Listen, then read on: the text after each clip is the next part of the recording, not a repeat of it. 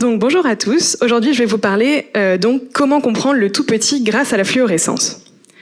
Pour ça, je vais vous demander de vous projeter avec moi à l'été 2023, et plus précisément au Festival d'été de Québec.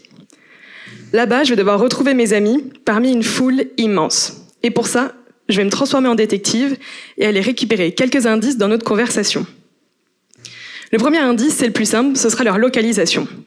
Ok, maintenant je le sais, ils sont à gauche de la régie.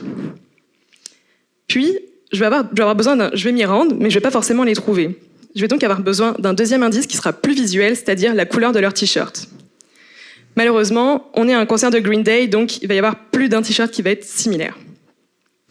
Je vais donc avoir besoin du troisième indice, qui est donc la casquette.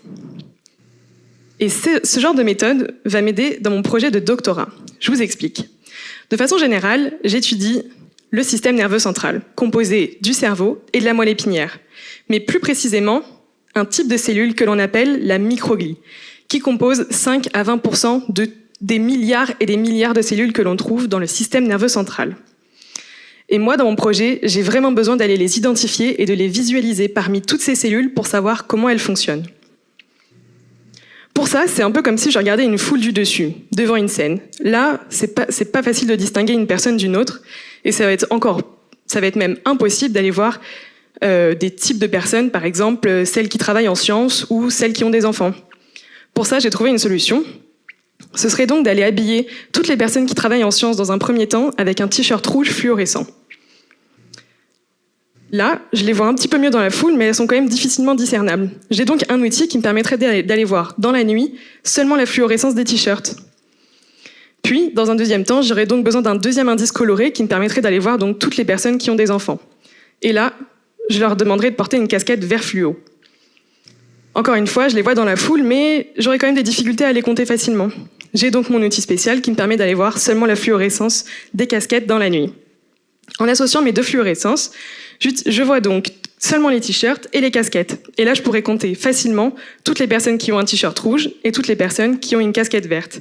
Et je pourrais définir une nouvelle population qui appartient aux deux groupes en même temps.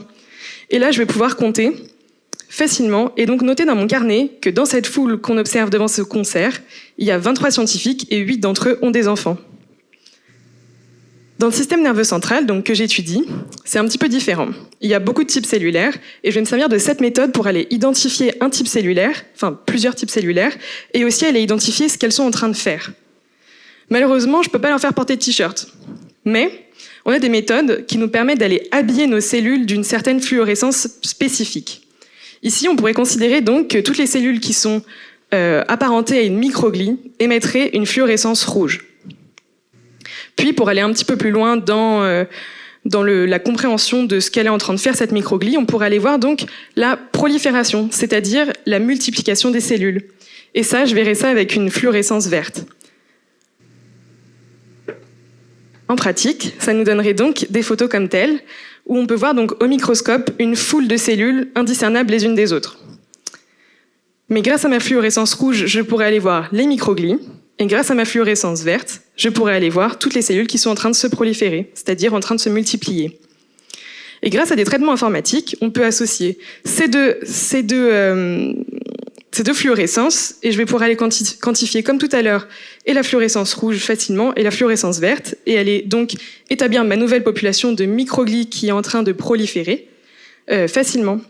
Et je vais donc encore pouvoir noter sur mon carnet de notes que donc sur un ensemble de cellules, ici on a 92 microglies et 24 d'entre elles sont en train de se multiplier.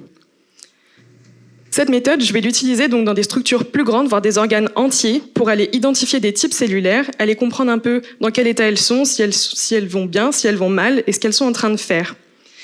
Et donc ça va m'aider à étudier donc des organes dans des conditions variées, normales, pathologiques, etc.